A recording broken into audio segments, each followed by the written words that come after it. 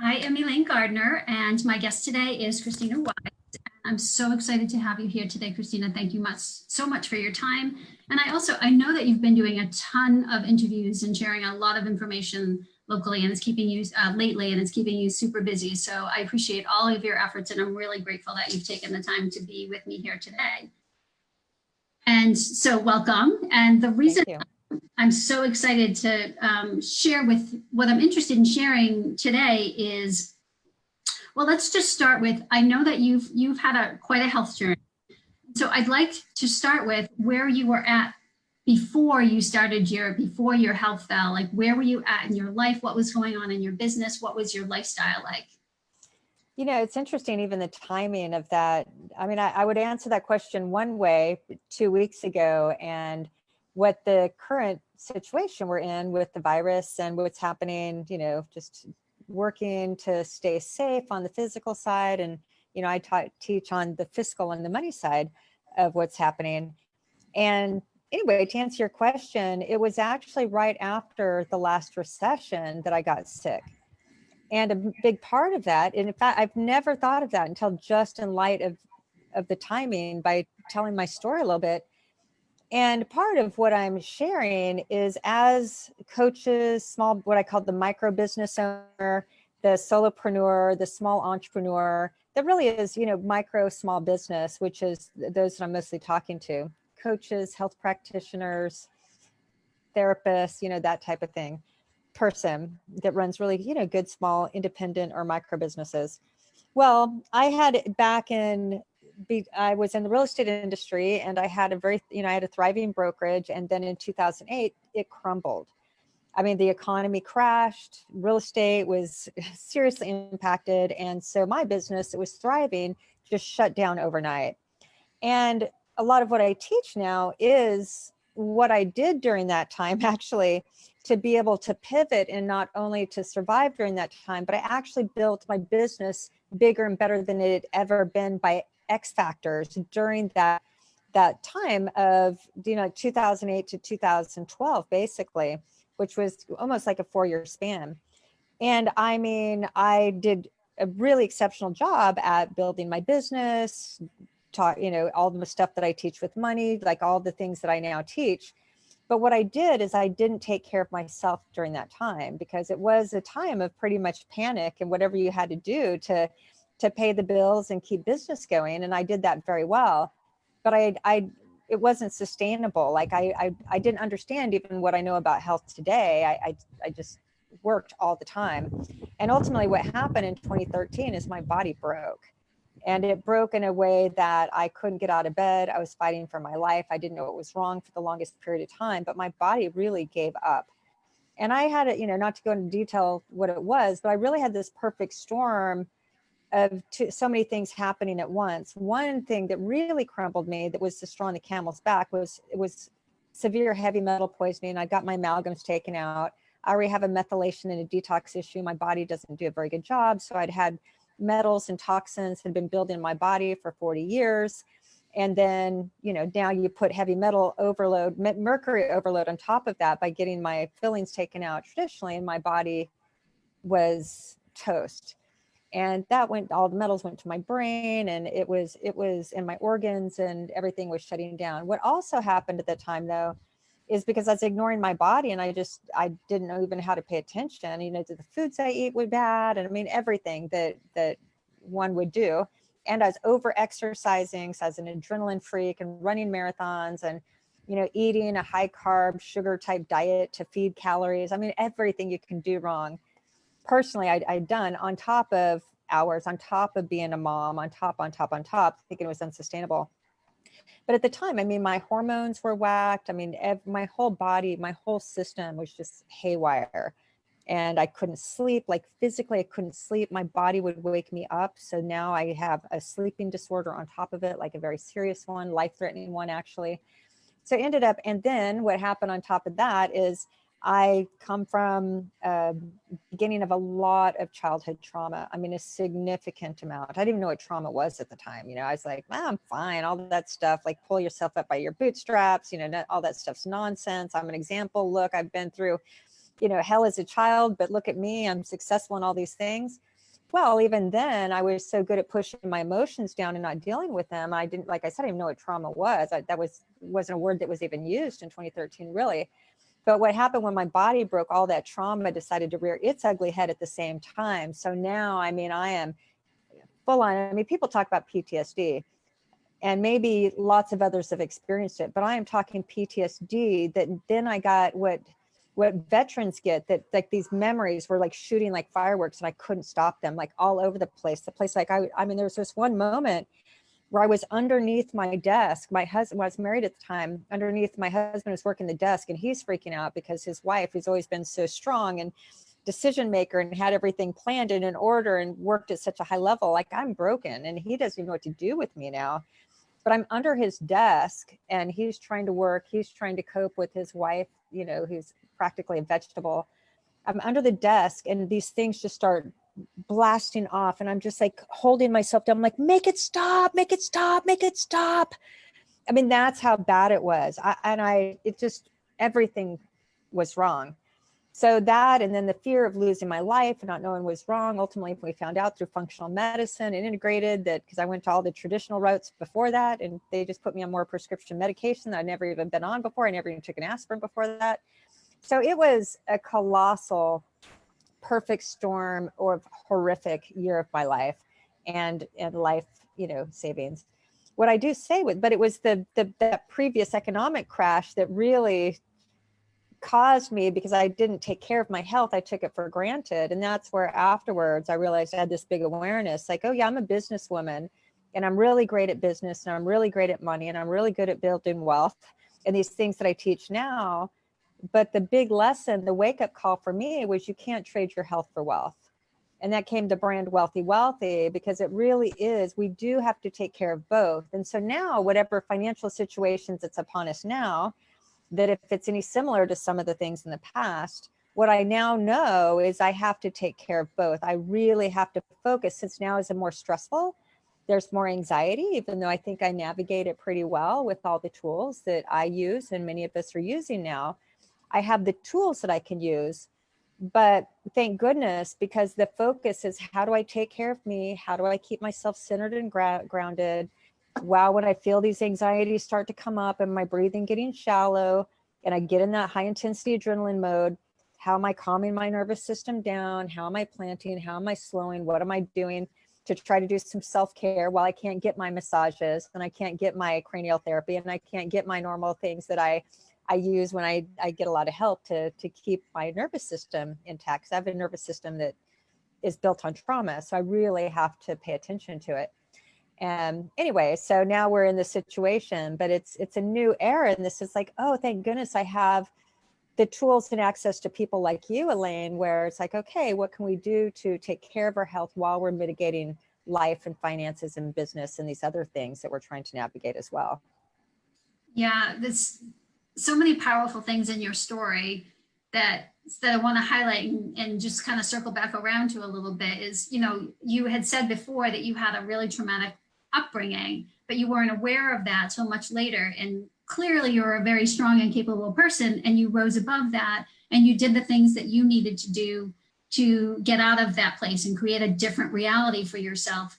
But in doing so, you were neglecting your health because you were so like, I'm building all this wealth. I've got this family, all these great things, which is so much of what Americans in particular focus on, but creating their families and creating their careers and building wealth and getting the financial stability into place. And so many people are not realizing, people know intellectually that their health is a huge component of that, but most people don't pay attention to that and prioritize it and respect it until they hit a health crisis.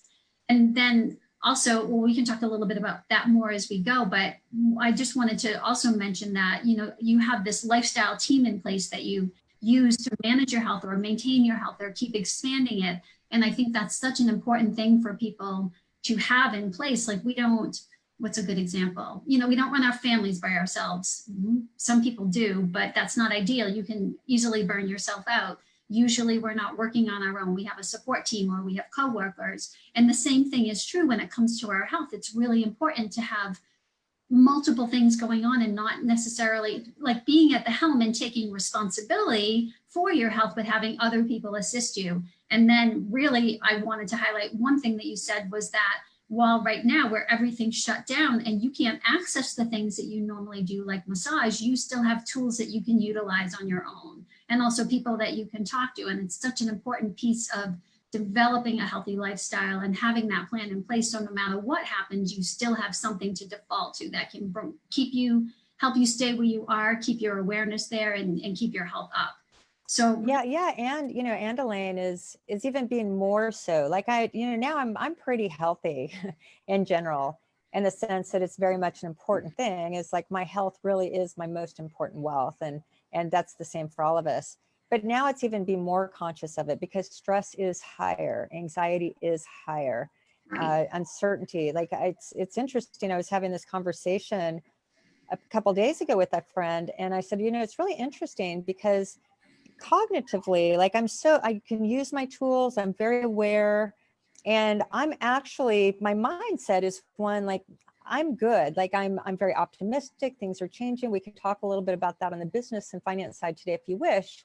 But I'm very optimistic. I'm not afraid in my brain at all. I know I'll not only navigate this, a lot of good's going to come out of the situation, even though it's uncertain, and what I call the in-between, between the way reality was 2 weeks ago and between some future reality. We're in between with nobody knows anything. So that's where our nervous systems get anxious, is the unknown. And that's where a lot of us are. But intellectually, I'm like, I'm fine. I can navigate this. I mean, hell, I've been through so many things, like game on type thing. So that's the way I'm thinking. It's very positive, very optimistic, very serious. I mean, I'm in action, make no mistake. But at the same time, this awareness, like my body is responding, my nervous system is responding in a way that my nervous system is anxious. So even though my mindset's very positive, my body is sensing something, like things aren't the way they used to be. So I'm noticing my shallow breath. I'm noticing that I'm having trouble going to sleep at night. I'm noticing I'm waking up in the middle of the night with my brain spinning. So it's this interesting duality in a way, that my body is recognizing there's something here to be nervous about, while my brain is like, there's nothing, we're going to be just fine. yeah. So it even goes this really interesting awareness of a way of like, wow, our bodies our bodies know energy, our bodies know things are off, even, if we're overcoming it with our mind. So it just goes into one of how much our bodies know, the wisdom inside of our bodies, that it really does give us messages to pay attention to, as you know.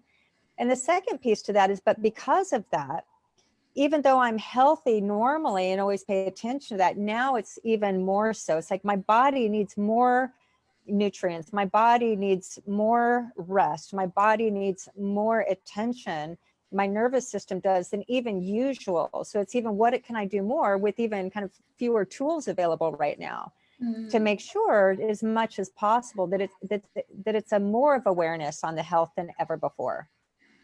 Yeah, I'm really glad you said that, because I've been experiencing something similar as well. So I like you, I know in my head that everything's going to be fine, and yet I'm in the moment and I'm reacting and I'm responding to, oh, I need to get things in order at home, so I have food here, and I need to make sure my clients are taken care of, and oh, now the governor has asked us to shut down our businesses, and now I need to create space. Like, is that going to be okay for my clients? And now I need to reschedule everybody, and I can feel it in my body. Even as I talk about it, I can feel that activates my body. And I was getting into this funky space where I was irritable and getting really tired. And it's like, today is just a reset day. So even for people who are really mindful about their health, we still get caught up into these things. All of these things, I mean, nobody is untouchable from what's going on in the world right now with the pandemic, and that awareness and getting into your body more and listening to it and really trying to dial in to your health. And it doesn't matter where you're at in your health journey, whether you're weak or strong or somewhere in between. We all need that kind of attention, and to keep listening and not just be in our heads and responding. So those are really, really good points. So I wanted to talk to you. So you have a podcast called Wealthy, Wealthy, Wise, and I see that on your t-shirt, so people can understand the spelling of that. And of course, I'll include that in the notes as well. But so I know that health crash for you was also a massive hit to you from a financial perspective.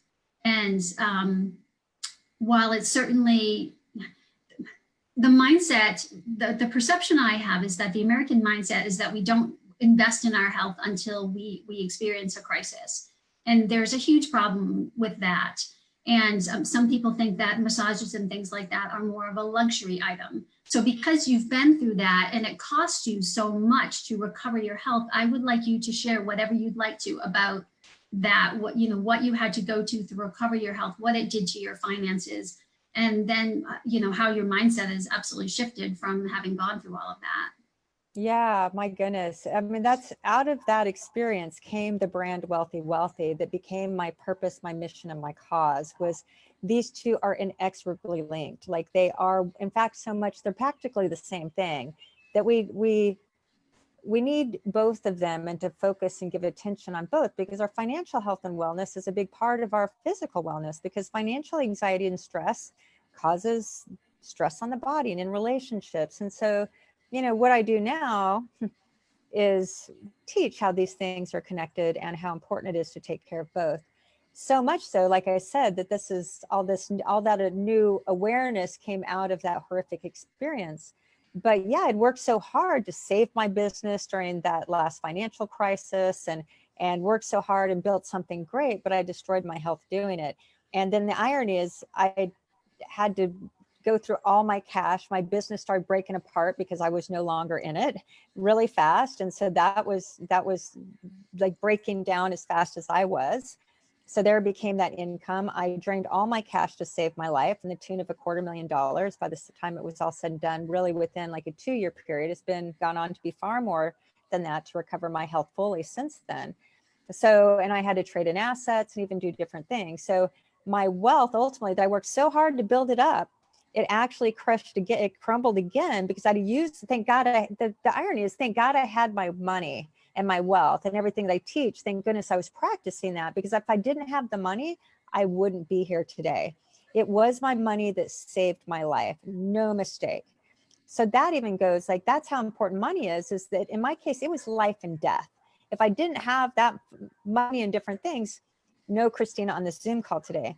At the same time, because I didn't take care of my health, I had to go through all that money that I had done such a great job building to get my health back. And then when I came out of it, I had to start over financially again and start growing again. And basically start from almost not complete scratch, but almost from scratch again, because I had to use all my financial resources to give my health resource back. So just, again, it's like from both sides, how important it is. Thank God I had the money, but not at the expense of my health. If I'd have taken care of both of them at the same time, I'd have had a lot more money, and I wouldn't have gone through a horrific experience of that year of my life. So yeah, that, and then, since then it was building again. So then you came back to this place, you had built the wealth, you lost the wealth to recover your health, and then you came back, you recovered your health, and then you had to go back to recover your business again, I imagine.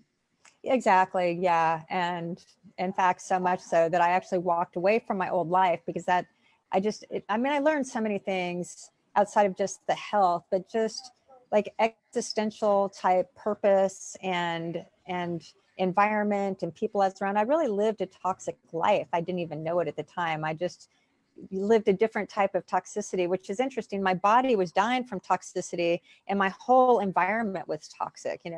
I mean, since then I got divorced. I left the business. I left the industry, even because all of it just wasn't healthy for me. And so not only I didn't even salvage the business. I mean, I salvaged pieces, I sold it, but I actually walked away from that entire life in a way, because if I was concerned about my health, I had to leave that behind. So when I started from scratch to rebuild, I actually rebuilt from a whole new Krisstina, a whole new mindset, a whole new awareness, a whole new point of view, and built this business. This business came out of those ashes of this business was built out of Krisstina rebuilding herself. Right.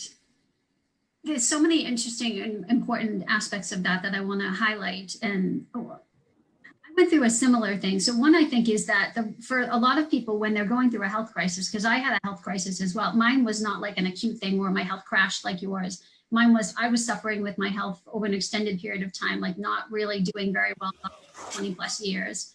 And with all kinds of different issues, digestive issues, sleep issues.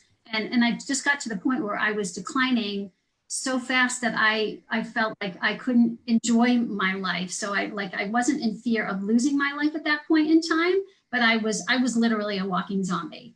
And as I made the commitment to get my health back and I started taking action, and fortunately for me, it wasn't as expensive as you to recover my health because I didn't come from a place where I was wealthy, and that I could have lost my life if I didn't, if I had gotten in those really dire circumstances, for sure. But I was, pulling money out of savings and investing in things that were not necessarily tried and true. I didn't know anybody else that was on this pathway. I didn't know the holistic things. I had already done the conventional things. So, I was just like groping in the dark, trying anything that was non-invasive. And it did cost money, of course, but it wasn't, it didn't break me, luckily. And it also reset my life. And I, like you, I also realized that as my physical body was getting well, that there were other aspects of my life that needed my attention. And that was part of the reason why I had gotten into such a health problem in the first place. And I just started addressing those and have come to, over the years, over the decades since, have come to this place of just this really holistic kind of looking down perspective. Like, you need to think about everything in your life because it all impacts your health and it's all connected. And I wish more people thought like that, which is one of the reasons why I wanted to invite you on to talk today, is particularly from this wealth perspective piece, creating wealth, because I know you have a different perspective on it. And again, so many people are stuck in the grind of things, not happy with their work, and really concerned that they're going to lose their jobs, but not happy in their jobs, and they don't know any other way to create wealth. And I know you have a different perspective on things, and I do think it's really important to find work that you love in the world, whether or not it compensates you or isn't the biggest part. But of course, everybody needs money to survive. That's just a fact of life. So I'd like to hear your perspective on, helping people that are potentially in that space of, yeah, the money is causing me a lot of stress. I'm not nearly recognizing that it's impacting my health yet, but how can I shift, advice could you give somebody to help shift their perspective on how they make money and how they create wealth or security for themselves? Yeah, that's a really big question. And some of the things that first come to me is, even when we use the word holistic medicine, integrative medicine as a type, it's a philosophical belief about how to heal the body through a holistic approach as opposed to a conventional approach. Like, they're two different philosophies, basically. And sometimes we use both. We use both of those philosophies as a blend to help get our health back, or whatever the case is. Sometimes acute, we use very conventional, sometimes others, we're more holistic and integrative. But integrative means we're looking systematically at systemic medicine as opposed to just worried on one little symptomatic relief of a symptom. And that's what we're looking at when we're looking at holistic and integrative. But it's really looking as the body as a system. And what I like to teach is like looking at life as a system. Like, we can't compartmentalize our life and just focus on one area. Life is integrative. Life is holistic. So how do we blend all these life pieces together? Because they're all linked up. And when we look at our life holistically and work on all these really important areas, then we're approaching life as a system and how we design it and work backwards from that, just like we can do that systemically within just our body. So that's a big piece. It's just philosophically is I teach something called lifestyle design, which we really design our life in all these different categories. And the big three that we can't elect out of are our health. So what are we doing to take care of our health the best that we can and be aware of it, but that where it's a number one concern. So we're organizing our life in a way that our health is a priority. A second thing is relationships. We're finding that right now in times of the reason why I feel very safe in light of what's going on with the virus and things is because I have a really strong, tightly connected network and friendships and a lot of relationships that we count on each other right now. A lot of love, a lot of concern, really good community. And I just feel so lucky that that we're there for each other. So that gives a peace of mind just by the relationship piece, the love piece. And, some of the silver lining that's coming out of this is the gratitude for some, relationships. But even if it's intimate relationships, romantic, whatever the case, we have to take care of our relationships if we want a healthy, happy life. You can be physically healthy, and if you're in a miserable marriage, that affects your health, and your overall mental and emotional awareness. Well-being, as well as just being physically healthy. And then the third main category, and we can't elect out of that. Nobody, if we had great health and a lot of money on a deserted island, what's the point? So the relationships are to be able to be aware of those and how we act in those, how we communicate in those, how we show up in those, to be, a really healthy partner, and hopefully have a healthy partnership with a romantic partner, and just our small community at large. And then third category, life category, that we can't elect out of is finances, is money. And money, a lot of times what I find is, so many people I work with, it's like they're way into personal development, professional development, being healthy, but money's the one thing that they don't want to touch. It's like, if I focus on all these other areas, maybe money will just work itself out. So whatever these fears or different things we have with money, that's not going to help us. It's not going to serve us. Money is no exception. Like, the more we can bring it into our awareness, we can bring it into something that's a focal point and something to be attentive to and care about and want to be good with, then this can be part of this integrative life that we're working in all these categories, as being attentive and aware and taking care. And, there's ups and downs and these different pieces. As always, that's life. But where all these three concerns, we're really paying attention to and having conversations around, and we're active participants with these three intentionally. So I just like to bring the money piece into this conversation, because it's usually the one left out in so many personal, professional, even spiritual development things that, that we're doing for our own well-being. Financial well-being is important, and financial well-being brings a peace of mind to life once we do bring it into our awareness and get very focused on making sure it's an active part of what we're taking care of on a life basis. Absolutely. And similar to health, if it's, it's something that you can have an awareness of, but if you're not paying attention to it, it can easily slip away from you. And then in a time like now, where people are losing their jobs, or things are slowing down and money's not flowing, and they still have bills to pay, and we have a virus that people don't really understand, when you get super stressed about, you can be really stressed about the virus and then stressed about your finances, and your body goes into complete shutdown, which lowers your immune system, which makes you more susceptible, which just creates this horrible scenario. So I know I've heard some really crazy statistics, like the percentage of people that are living from one paycheck to another, which terrifies me. Luckily, I have never done that. But I'm not one of those people who could survive for probably 2 years on savings or anything like that. 61% of Americans 61%. Live paycheck to paycheck, and 31% have less than $500 in savings. And so, that's an epidemic itself, and it's never ever works, because there's that constant financial tension, and that's the grind. Like, oh my God, you have no freedom or choice, because you have to stay in a job you hate, for example, if it's a month-to-month type situation. So the statistics are real, but that's in the best of economic situations. So now we're in a different situation as of 2 weeks ago. And now that's just going to exacerbate, and it's going to be that much of a stressor, because now the reality of those statistics is going to have a big ripple effect. Like, that's what we're in right now. So, with that, it's anything like, I didn't pay attention to my health. There's a quote that I found, and it's just so true. Like, change never happens until there's a crisis. I like to educate people on the financial side, so that we can take care of these things before there's a crisis. But sadly, most of us aren't motivated to change until there is one. So a lot of us are maybe about ready to hit a financial crisis of some sorts. And that's now brought to the awareness right now. We can't ignore it or escape it anymore. And then there's others that maybe like yourself that have been taking care and making sure that there's some cushion and things there. But regardless, all of us, and let's say I'm in a more like, practice what I preach. And so I'm in a situation where, I can survive for a while if my income gets cut to zero. But I can't do that indefinitely.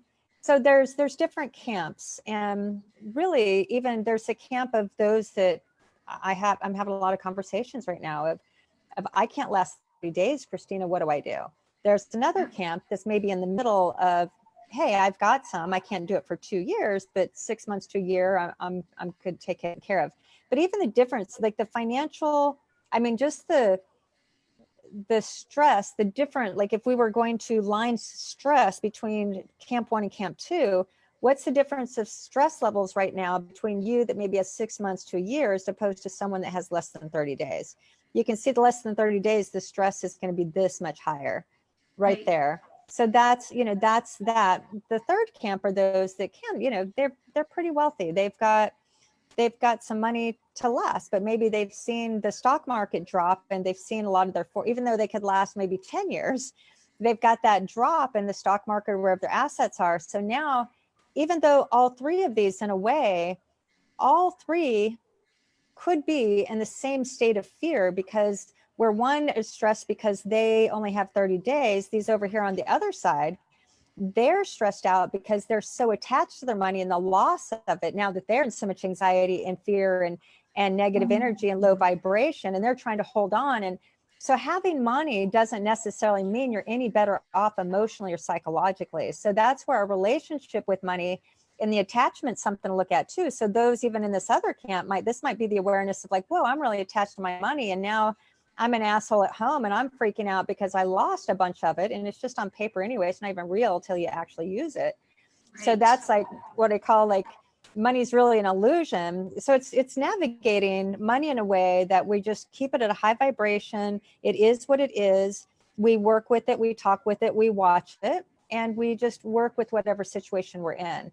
But you know, that's where money is just this weird thing, because those that have a lot of it are suffering more. Many of those are suffering more than those that are happy and like, we're going to make it through. We've only got 30 days, but we've been in a situation before. What can we do right now? And let's buckle up and let's figure out what that's a much better group, actually, even if you only have 30 days and you're going into this mode, than somebody that's over here miserable because, I don't know, they lost $1 million on paper. Anyway, right. So it's just this weird thing that ultimately the message is the same for all of us, is that the financial situation is what it is, and we can't be attached to the loss. We can't be attached to what things were 2 weeks ago. We're in a new space right now. Things are changing. There is a financial storm that we're in. It's about ready to hit. It's going to affect everyone. And so we can panic about that and freak out and doomsday, or we can say, all right, what can we do? What is in our control? The finances are what they are. So what do we do next with whatever camp that we're in? And so ultimately, it's staying as positive as we can without being Pollyanna. It's serious time. We're in the ER room of money, so we have to show up in a serious mood. But we can go into an ER if we're a doctor and we're in ER. You know, do you want a doctor? Do you want a doctor that's serious? It's in a serious mood. If it's life or death and they're cutting your heart open, you know, their sternum open to do some heart surgery. You want a doctor that's serious. You don't want one that's in denial or just not paying attention or just haphazard or that. But do you want the doctor that's serious, but the one that's a pessimist, like, oh, we can't save this person and this is a lost case and why are we going to even operate anyway? Or do you want the doctor like, all right, let's do this. We're going to save this life and be, you know, and that type of positive energy. Same energy brought to the same situation. So it's really important that we know what energy we're in as we navigate this. And we have news and we have negativity and we have fear. So as much as we can mitigate that and bring in consciousness and bring in our positive spirit while being very serious, Pollyanna is not going to help us either. Denial is not going to help anybody. In fact, it's going to cause more strife. So that's what we're bringing to the occasion. So it's just really checking in. How do we protect our environments? Who can we call? Who's our network? And how are we going to navigate the reality of whatever situation we're in right now financially? Right. And to stay out of stress mode as well, because I don't know how to, the physiology behind it, and not that anybody cares, but when your body is in stress mode, your brain is actually working from a place where you can't actually access the logical or creative parts. So you're going to make decisions based on the stress and the fear, as opposed to when you're calm, you can really think things through and be like, does this make sense for me? Is this the best option? and bring in the creativity? Are there other things that I could do as well so that you could be open to hearing what other people are having to say and making those pivots and shifts from a place of calm? You make much better decisions from that place for sure, because it's you Yeah, we need it. We need our prefrontal cortex to stay engaged. With that shuts down when we go into fight or flight, as we know. So we have to work to regulate our system. And watching the news every day isn't probably the best way to regulate our No. system right now, right? So it's like, and then how do we replace those energies? So that's a big part of the mindset piece and to understanding. And we all have been here before. We've dealt with all of us have dealt with all types of very hard situations in life. We've gotten through all of those. We're going to get through this one too, but only if we can maintain this, because part of survival right now is creativity. It is thinking differently, because the past no longer serves us. What worked 2 weeks ago won't work moving forward. So it's like, how do we reinvent and to navigate the storm that we're in? And there's a storm where we just need to weather it, but we need to be talking, we need to be thinking, we need to be saying, oh, if I'm in the middle of a storm in a sailboat, what do I need to do right now that's within my control to bring down the sails, change the sails, lock down the boat, do whatever different things we have to do, but we have to think and we have to act. So thinking and acting is what is required to survive during this time of uncertainty and the rug being pulled out from underneath us. Yeah, and also having that belief system, because I believe like a lot of people think that, well, they're not good with money or they've never been taught that, so they can't do that, and they surrender that the same way they do with their health. They know how their body works, so they don't feel like they can control it. So they surrender that responsibility to somebody else. But like you pointed out, everybody has been through something difficult in their life. So we can all rise to the occasion and access our intellect and our skills and our ability to learn to move into this new space, to gain the knowledge and find the people that can help us to get through these things. We don't have to do the freeze, go into the freeze and like, I don't know how to do this, so I'm not going to do anything kind of mode. Yeah, and like one metaphor I've been using is like, we've been playing on planet Earth and we know how everything operates, and it's a little bit status quo. We do whatever we do on a day-to-day, our habitualized selves to, get through today and live tomorrow. And we're all habitualized. We've all been doing a little bit of sleepwalking, because that's what happens. And then bam, we're in the rug's been pulled out. Things are different. So it's like, we woke up 2 weeks ago. Now we're on Mars. And it's like, oh my God, this is totally different terrain. And there'll be two types really. It'd be those that'd be like, well, I don't know what to do. I'm just going to sit here and wait it out. Or hopefully someone comes to save me and takes me back to Earth, or I just can't cope. So, fear. I'm not going to venture out because I'm too scared. And the other camp's going to be like, all right, we're on Mars. Like, let's create, let's invent, let's communicate. Like, how are we going to navigate this? It's an adventure spirit. And, let's go take on this new terrain. And, those might, stay around and not do anything. And others will, find new frontiers and, the gold rush, so to speak, of finding gold by adventuring into this new unknown. And, the gold's out there. Right now, we just landed on Mars. So we have to recalibrate, we have to adjust, but we have to think, we have to act, we have to make some plans. And what I've done is I've created something for people. Go to financiallyimmune.com.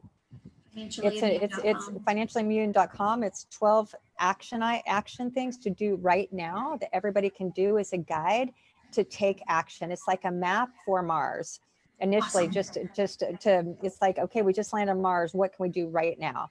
And so Financial Immune, it's just a free download where I talk about the 12 steps and everything that everybody can do. The biggest thing is in action. But sometimes it's like we're willing to act, but we don't know what to do. So that's what I created. This is a list of things you can do right now, and just go through the list and do every single one of them.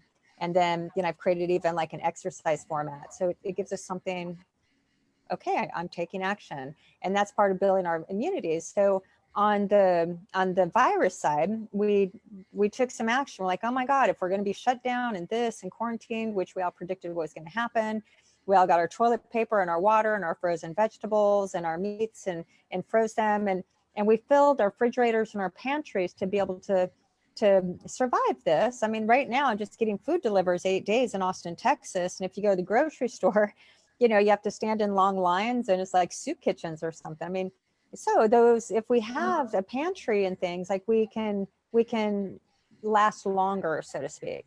And the same Yes. thing, but we took action is the point. Those that took action and have it, as opposed to that didn't, are standing in the long lines, and maybe, I don't know, they're limited on food and toilet paper. So right now we want to take that same action to build as much financial immunity as we can, as we're going through these times of, we don't know how much water and toilet paper do we need. I don't know. Should we plan for 3 months or 3 weeks or whatever? But create a plan, take action, go get the stuff, fill the pantry, and then that creates some peace of mind. You can Yes. last a while. So we need to do that same thing financially, and that's what these 12 steps are, 12 things to build that same type of immunity the best that we can. Does filling our pantry and taking supplements and paying more attention to our health than we have mean we're absolutely positively not going to get the virus? No, we still might get it, but at least we're more prepared, and we're less likely to than if we're not planning at all, or if we're not paying attention and we're out just socializing and we're on the beach of Florida, partying or whatever, not paying attention to this. It's much more likely we'd be, really negatively affected in that situation. So the same thing applies on the finance side. We want to build as much immunity as possible to set ourselves up to be able to weather the storm for as long as possible with the resources that we have. But the only way to do that is everybody needs to take some action to build that immunity, just like we did by going to get all of our supplies. Right. And also, when your body is stronger, even if you do get sick, you're probably not going to get very sick. Your life isn't likely to be at risk, and you're going to recover much more quickly and much more easily. And the same would go with your finances. When you have financial strength, things could get dicey for a while, but you're going to have that. First of all, you're going to have that confidence that you're going to get through it. Mm-hmm. You're going to come out a lot easier than somebody who has that weaker financial immunity, for sure. So thank you so much for putting that together. That's awesome. I can't wait to share that with everybody. Tell me again the .com for that. Is it financialimmunity.com? It's financiallyimmune.com. Financially immune, okay. Financiallyimmune.com. And that's what we want. We want to be financially immune as much as we possibly can. And this is applicable. Everybody can do this, even if it doesn't matter, what camp that we're in, it's applicable to everyone. And so even if it is less than 30 days situation, you can still build the immunity. You can still take action, and you can still set yourself up far better than by doing nothing in the same situation. Absolutely. And the same goes for your health as well. That, some people have been pointing out that a lot of the things that flew off the grocery store shelves in that initial panic were all junk foods. And that doesn't fortify your body at all. It will give you something to eat, so you're not going to be hungry, but it's going to weaken your body and make you more susceptible to having issues with the virus and anything else that, and it's not just this one virus. This is just an example because it's what's happening in the world right now. But on any given day, we're surrounded by things that can always take us down. And when we have that immunity in place, when we're taking care of all of those aspects of our life, we're just a lot less susceptible. So it's I'm not completely immune to it, but I'm really not that fearful of it because my constitution, because I have taken care of myself, and now doing, like I said, doing more so, that it's just lessening the likelihood that even if I were exposed, that I would be as sick or that type of thing. So that's what we're doing is part Absolutely. Of the, we want to be as immune, as create a situation where we're as immune as possible. But even if we're exposed, that we are in the best situation for our bodies to be able to either completely avoid it altogether or to get through it without going to a hospital and being on a ventilator and so on and so all forth, of those things, right? So important. And then from my perspective, because I'm a clinical nutritionist and I work with people one-on-one in my private practice, I've actually seen a really big shift in how the microbes are working in the world that started last spring. And I've had a really, really big influx of shifting a lot more viruses and other microbes that have been attached to them, funguses and parasites, since the beginning of year, like just after Christmas. So there's something bigger going on from my perspective, what I'm seeing, than just the coronavirus right now. And because I've had such a high degree of exposure to it, because literally every single one of my clients has come in with something over the past 3 months, I've had to really increase my self-care and just be aware, not to overwork myself. And I'm really good about my food. That's something that's really important to me. So I don't have to remind myself to do that. But having those self-care pieces already in place before this extra exposure hit has allowed me to weather this without problems. I've been more tired at sometimes. I've had minor symptoms at times, but I haven't been sick. I haven't had to call into work. It hasn't affected any other aspect of my life. So, and I'm sure the same could be true, like with the finances too. When you set yourself up in that way, then everything, no matter what comes at you, because a lot of things are unpredictable, who knew that this was going to happen, then you can weather those things and hopefully get back to normal, a new normal, as things get, as this starts to clear out, whenever that is, to be able to recover and get back into living life and enjoying all of the wonderful things that are available to all of us sooner, much, much, much sooner. Absolutely. Yeah, exactly. Well said. So I want to thank you again for your time today and for creating that checklist. And I can't wait to go check it out. And I'm going to put that link in the show notes and encourage everybody to go there. Again, I think so many people, again, are afraid to tackle their finances, like it's just too big or they just don't understand it or it's too complicated. And I love how you've broken everything down and made it something that you can just place right now. So I really want to thank you for that. Yeah, you're welcome. And it can, when things are big and they feel like they're just insurmountable, when we can break them down, it's like, oh, I can do that. Oh, I can do that. Oh, I can do that. So the same thing that at one point seemed like impossible, when it's broken down these pieces, it's like, oh, this isn't impossible at all, actually. And it can be kind of fun and invigorating to be doing some things that, maybe we could have been doing them before. So now it's an opportunity to get intimate and focus on something that maybe we just haven't even had the space or time for before, that we can do now. That's going to not only cause an immunity for us today, but the ripple effect of that is going to help us in the long run exponentially. Right. And a lot of people are talking about that. Yes, this is a scary time that we're in right now. A lot of people are panicked, but it's also a space of opportunity and reflection and seeing where the weaknesses are and creating a new reality for yourself coming out of it. Yeah. And I love the new normal. And if anybody, like if your group, if they wanted to get on a group call, I'm happy to do some Q&A and do different things. If people have questions on the 12 steps, and I'm happy to do some small groups and help however I can. I mean, right now it really is the village. It is how we can have these conversations and work together that's going to ultimately pull us through. Absolutely. And I also wanted to point out for people, if they feel like they are in a better place financially, well, first of all, good for you. That's awesome. And I know that you have other programs that, for people that have that space to create even bigger wealth than what they have now. Or to, if once we come out of that and their cash flows loosens up a little bit, if they really feel like they want to explore that more in depth, that you have some really great programs. And also you have a fantastic podcast. I didn't sign off with you before drawing attention to that. So it's called Wealthy Wise, and wealthy as in money, and then wealthy as in health. And you've had a lot of great guests. I mean, I've listened to a bunch of episodes and they've all been really enjoyable. So thank you for doing that as well. Yeah, you're welcome. And I'm actually with my podcast guest right now, making it really relevant to today.